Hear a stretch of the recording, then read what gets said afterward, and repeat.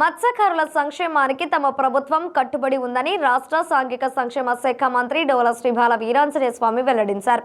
మత్స్యకార భరోసా కింద నియోజకవర్గ పరిధిలోని మత్స్యకారులకు సింగరేకొండ మండలం పాకల పల్లెపాలెంలో మత్స్యకారులకు మంత్రి డోల చెక్కులు అందజేశారు. అనంతరం మంత్రి మాట్లాడుతూ ఇచ్చిన మాట ప్రకారం మత్స్యకారులకు వేట నిషేధ సమయంలో 20,000 రూపాయల చొప్పున ఆర్థిక సహాయం అందిస్తున్నట్లు తెలిపారు. కొండేపి నియోజకవర్గంలో 1,556 మంది మత్స్యకారులకు 3,11 లక్షల రూపాయలు అందించినట్లు చెప్పారు. గతంలోనూ మత్స్యకారుల సంక్షేమానికి తమ ప్రభుత్వం ప్రాధాన్యం ఇచ్చిందన్నారు. వేట సమయంలో మత్స్యకారుడు చనిపోతే చంద్రన బీమా కింద 5 లక్షల రూపాయలు అందించినట్లు తెలిపారు. సబ్సిడీపై మోపెడ్లు ఆటోలను ఇచ్చామన్నారు. 2014-19 కాలంలో 3 తుఫాను షెల్టర్లను నిర్మించిన విషయాన్ని మంత్రి స్వామి గుర్తు చేశారు.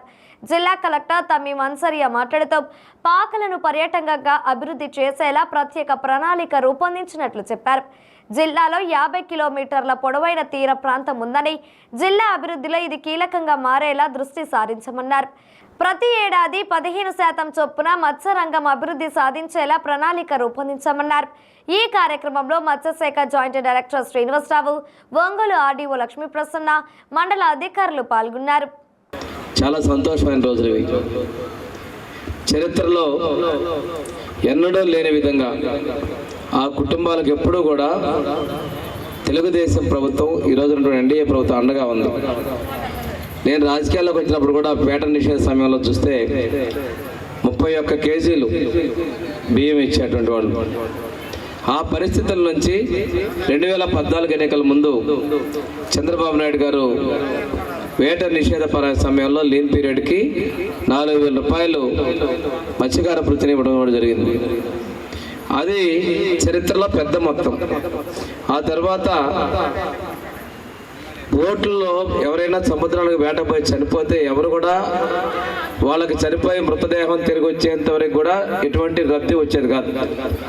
అటువంటి పరిస్థితుల్లో చంద్రన బీమాని ప్రమాదం కింద పరిగణించి చంద్రన బీమా వర్తింపజేసి ఆ కుటుంబాలకు 5 లక్షల రూపాయల ఆర్థిక సహకారం కూడా వేటకెళ్ళి చనిపోయినటువంటి కుటుంబాలకి వచ్చి ఆదుకున్నది కూడా ఆ రోజునటువంటి ఎన్డీఏ ప్రభుత్వం అనే విషయాన్ని నేను మీ అందరికి కూడా తెలియజేస్తున్నాను. ఒకసారి బోటు ప్రమాదానికి గురైనప్పుడు ఆ బోట్ రిపేర్లకు కానీ రీప్లేస్మెంట్ కానీ 14-19 ఇచ్చాం.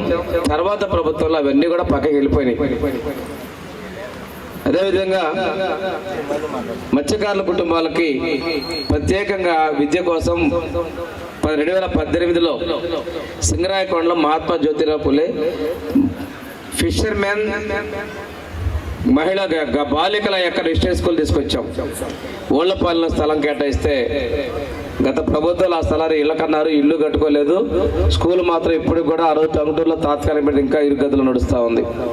దానికోసం ఇప్పుడు పాత సింగరాయకొండ కట్టింగ్ దగ్గర 6 ఎకరాలు 7 ఎకరాలు 6 ఎకరాలు స్థలం కేటాయించే, పాత హైవే పక్కనే కేటాయించే పిల్లలకి ఊరు మధ్యలో ఉండే విధంగా స్థలాన్ని మన గౌరవ కలెక్టర్ గారు కేటాయించడం కూడా జరిగిందంటే ఈ అభివృద్ధికి ఆ రోజు స్కూల్ కేటాయిస్తే మళ్ళీ 5 సంవత్సరాల తర్వాత మనం సైట్ కేటాయిస్తున్నాం అనేది ఒక్కసారి మనం ఆలోచించుకోవాలి. ఈ రోజు ఇక్కడ ఈ పాకల బీచ్ దగ్గర ఈ విలేజ్లో ఈ ప్రోగ్రాంలో మీ అందరినీ కూడా కలవడం చాలా సంతోషంగా ఉంది. ఎందుకంటే ఇప్పుడు ఎక్కువ మనము పాకల మీద ఫోకస్ చేస్తున్నాము. దాదాపు 1,10 లక్షల వరకు ఇక్కడే వివిధ డెవలప్మెంట్ వర్క్స్ చేస్తున్నాము. ఈరోజు కూడా 2 సీసీ రోడ్స్ ఇనాగ్రేషన్ చేయడం జరిగింది. అదేవిధంగా ఇక్కడ సెక్యూరిటీ కోసం ఇక్కడ ఎక్కువ మంది టూరిస్ట్ వస్తున్నారు, ఎక్కువ మంది ఇక్కడ బీచ్కి వస్తున్నారు, దూర ప్రాంతాల నుంచి కూడా ఇక్కడ వస్తున్నారు. బట్ దానికి కావాల్సిన సదుపాయాలు ఇక్కడ లేదు అని ముందే చెప్పడం జరిగింది. దాని ప్రకారం ఒక లిస్ట్ అయితే తయారు చేసుకున్నాము. ఈ పాకల బీచ్ని ఒక మంచి బీచ్గా, ఒక టూరిస్ట్ స్పాట్గా డెవలప్మెంట్ చేయాలి అనే ప్రతిపాదన కూడా ఉంది. మన గవర్నమెంట్కు కూడా పంపడం జరిగింది. ఆ ప్రకారం ఇప్పుడు వివిధ ఆల్రెడీ డెవలప్మెంటల్ వర్క్స్ ఇక్కడ జరుగుతున్నాయి.